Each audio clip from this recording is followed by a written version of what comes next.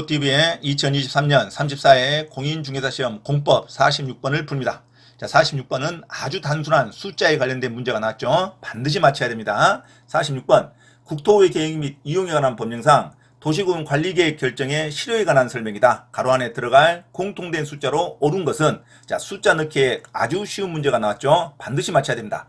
자, 네모 안에 지구단위 계획이랑 관련된 문제가 나왔기 때문에 지구단위 계획 또는 지구단위 계획구역에 관련된 내용을 기본적인 사항 반드시 숙지하시기 바랍니다. 자, 지구단위 계획구역에 관련된 기본적인 숙지사항은 1번, 도시지역 내에 지구단위 계획이 설정될 수 있는데 도시지역 내에서는 일반 공업지역은 해당하지 않습니다. 그리고 용도지역 또는 개발진흥주기에 적용되는 건폐율 150%, 용적률 200% 이내 완화가 됩니다. 용도지역에 적용되는 건축물 높이의 120% 이내까지 높이 제한도 완화가 됩니다. 그리고 한옥마을 지정에 따른 건축 제한 완화가 있는데 주차장법에 의한 주차장 설치 기준을 100%까지 완화가 됩니다. 한옥마을 보존을 목적으로 한다든가 차 없는 거리 조성을 목적으로 보행자 전용도를 지정한다든가 차량의 출입금지를 지정한다든가 차량 진입금지 구간을 지정할 때는 주차장법에 의한 주차장 설치 기준을 100%까지 완화가 됩니다.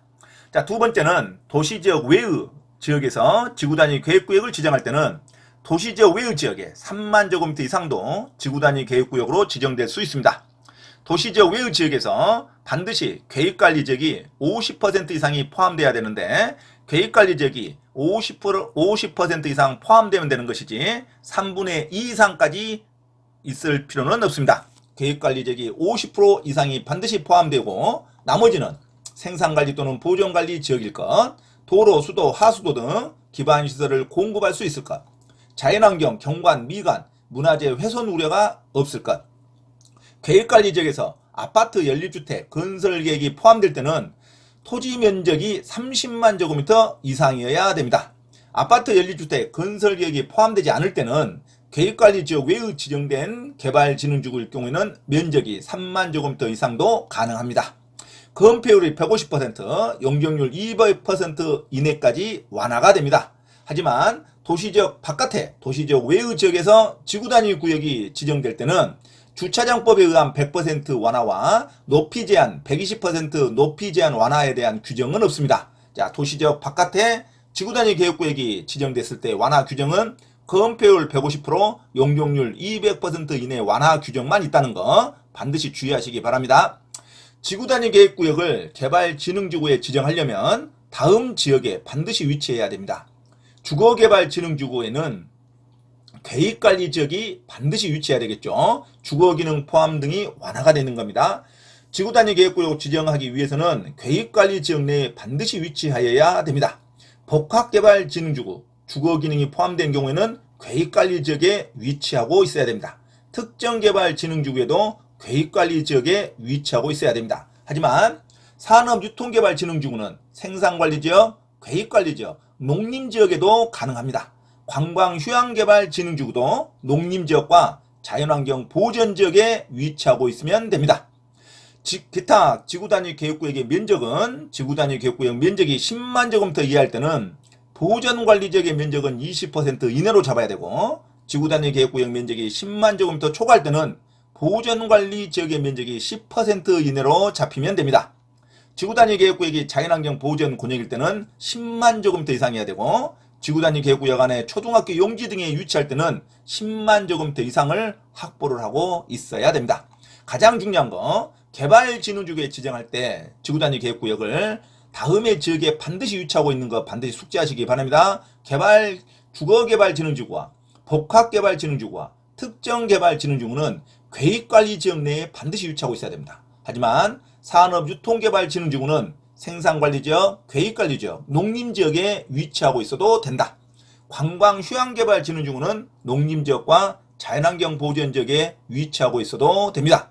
자, 결정이 실효되는 규정이 있는데 지구단위 계획구역이 결정돼서 고시하고 있는데 고시로부터 3년 이내 지구단위 계획이 결정 고시되지 않으면 구역이 지정 고시가 됐는데 3년 이내 지구단위 계획이 결정되고 고시되지 않으면 3년이 된 다음 날에 지구단위 계획구역이 실효가 됩니다. 자, 지구단위 계획구역이 지정되고 결정 고시로부터 몇 년 이내? 3년 이내.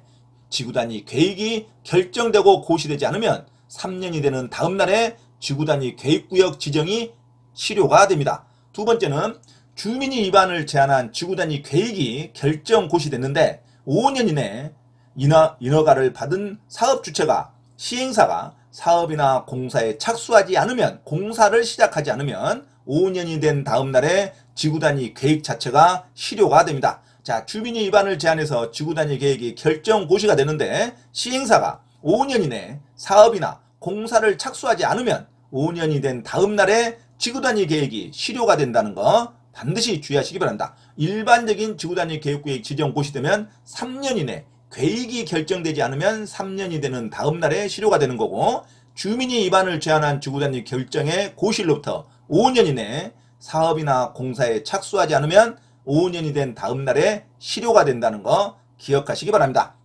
결정 실효의 효과는 해당 지구단위 계획구역 지정 당시에 도시군 관리기역으로 다시 환원된 것으로 봅니다. 국토교통부 장관, 시도지사, 시장, 군수는 지체 없이 그 사실을 고시하여야 합니다. 자, 문제 들어갑니다. 46번. 국토계획 및 이용에 관한 법령상 도시군 관리계획 결정의 실효에 관한 설명이다. 가로 안에 들어갈 공통된 숫자로 옳은 것은 물어봤습니다. 지구단위 계획, 주민이 위반을 제한한 경우에 한정한다. 주민이 위반을 제한할 때 지구단위 계획이 결정됩니다. 지구단위 계획이 결정됐을 때 주민이 위반을 제한한 것에 한정한다. 도시군 관리계획 결정의 고시로부터 5년 이내, 가로 안에는 5년이라는 답이 나와야 됩니다. 5년 이내 국토계획 및 이용에 관한 법률 또는 다른 법률에 따라 허가, 인가, 승인을 받아 사업이나 공사에 착수하지 아니하면 그 5년이 된 날의 다음 날에 그 지구단위 계획에 관한 도시군 관리계획 결정은 효력을 잃는다. 가로 안에 숫자 5년이라는 단어를 반드시 기억하시기 바랍니다.